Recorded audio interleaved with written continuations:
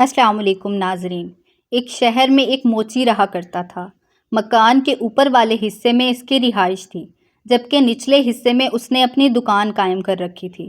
اسی دکان کے ایک کونے میں اس نے نئے جوتے بنانے کے اوزار رکھے ہوئے تھے۔ یہ اوزار ایک چھوٹی سی میز پر بڑے سلیقے سے سجائے ہوئے تھے۔ موچی دن رات خوب محنت کرتا، لیکن اس کے باوجود اسے اتنی آمدنی نہ ہوتی کہ وہ خوشحال زندگی گزار سکے۔ یہاں تک کہ ایک ایسا وقت آیا جب موچی کی تمام جمع پونجی بھی ختم ہونے کو تھی۔ اب موچی بہت پریشان ہوا اور سوچنے لگا، اس مرتبہ بل ادا کرنے کے بعد تو اس کے پاس نئے جوتے بنانے کے لیے بھی رقم نہ بچے گی۔ یہ خیال آتے ہی موچی کا دل کام سے اکتا گیا۔ وہ جو جوتے بنا رہا تھا اس کا چمڑا وہیں چھوڑ کر اٹھ کر اپنے رہائش والے حصے کی طرف چلا گیا۔ کھانا کھا کر دونوں میاں بیوی اپنی تنگ دستی کا حل تلاش کرتے ہوئے سو گئے۔ دوسرے روز صبح موچی ناشتے سے فارغ ہو کر اپنی دکان میں پہنچا تو وہ بہت حیران ہوا، کیونکہ کل جو چمڑا اس نے جوتوں کے لیے کاٹ کر چھوڑا تھا اس کے جوتے تیار تھے۔ یہ جوتے اتنے خوبصورت تھے کہ موچی کبھی اتنے عمدہ جوتے بنا ہی نہیں سکا۔ موچی نے زور زور سے اپنی بیوی کو آوازیں دینی شروع کی۔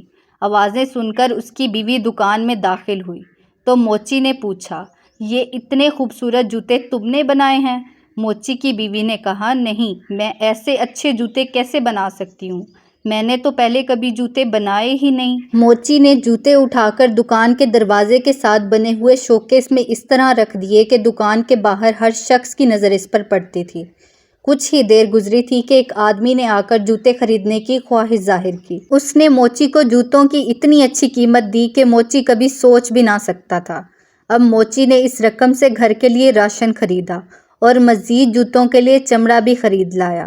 خریداری سے فارغ ہو کر موچی واپس آیا تو شام ہونے کو تھی۔ موچی کی بیوی کھانا بنانے کی تیاری کرنے لگی، جبکہ موچی چمڑا لے کر دکان والے حصے میں آ گیا۔ موچی نے 2 جوڑے جوتوں کے لیے چمڑا کاٹا۔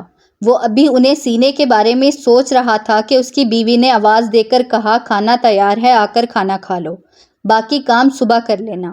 یہ سن کر موچی نے کاٹا ہوا چمڑا اپنے کام کرنے والی میز پر چھوڑا اور رہائش والے حصے کی طرف آ گیا۔ دوسرے روز صبح جب موچی دکان میں آیا تو ایک مرتبہ پھر حیران ہوئے بغیر نہ رہ سکا، کیونکہ رات کو موچی نے جو چمڑا کاٹ کر رکھا تھا اس کے آج پھر عمدہ جوتے تیار تھے۔ موچی نے ایک بار پھر اپنی بیوی کو بلا کر جوتوں کے بارے میں پوچھا، لیکن اس نے اس مرتبہ بھی اپنی لا علمی کا اظہار کیا۔ موچی نے جوتے اٹھا کر شوکیس میں رکھ دیے۔ تھوڑی دیر بعد جوتے بک گئے۔ اب تو یہ روز کا معمول بن گیا کہ موچی چمڑا کاٹ کر دکان میں رکھتا اور صبح اسے جوتے تیار ملتے، اور دلچسپ بات یہ تھی کہ اپنی خوبصورتی کی وجہ سے کچھ ہی دیر میں یہ جوتے فروخت ہو جاتے۔ موچی اور اس کی بیوی اب کافی خوشحال زندگی گزار رہے تھے۔ ایک دن موچی کی بیوی نے کہا، ہمیں معلوم تو کرنا چاہیے کہ رات کو کون ہمارے لیے جوتے بنا کر جاتا ہے۔ موچی نے کہا، آج رات کو ہم دکان کی نگرانی کریں گے اور دیکھیں گے کہ کون ایسا مہربان ہے جو روزانہ ہمارے لیے کام کرتا ہے۔ موچی اور اس کی بیوی شام ہوتے ہی کٹا ہوا چمڑا کام کرنے والی میز پر چھوڑ کر دکان میں رکھی ہوئی ایک بڑی سی الماری کے اندر چھپ کر بیٹھ گئے اور تھوڑا سا دروازہ کھول کر دکان میں جھانکنے لگے۔ آدھی رات کے وقت آتش دان کی چمنی میں کچھ آوازیں آتی محسوس ہوئیں۔ تھوڑی دیر بعد انہوں نے دیکھا کہ 2 خوبصورت ننھی پریاں ہوا میں تیرتی ہوئی چمنی کے ذریعے دکان میں داخل ہوئیں اور کام کرنے والی میز کے پاس رکھے اسٹول پر بیٹھ کر انہوں نے جوتے سینے کا کام شروع کر دیا۔ صبح ہونے سے کچھ دیر پہلے جوتے کے دونوں جوڑے تیار ہو چکے تھے۔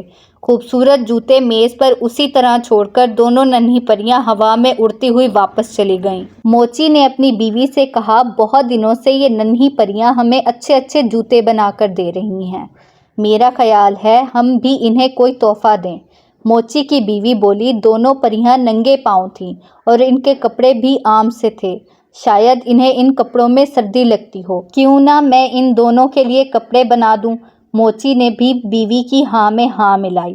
اس دن موچی کی بیوی نے دونوں پریوں کے لیے بہترین گرم جیکٹس تیار کیں اور ساتھ ہی 2 جوڑے چھوٹے چھوٹے خوبصورت جرابوں کے جوتے بھی بنائے۔ دوسرے دن انہوں نے شام کے وقت کام کرنے کی میز پر بجائے جوتوں کے لیے چمڑا کاٹ کر رکھنے کے دونوں ننھی منھی پریوں کے لیے جیکٹ اور جرابوں کے گفٹ پیک تیار کر کے رکھ دیے اور الماری میں چھپ کر پریوں کا انتظار کرنے لگے۔ آدھی رات کے بعد پریاں دکان میں داخل ہوئیں اور کام کرنے والی میز کے پاس آ کر کھڑی ہو گئیں۔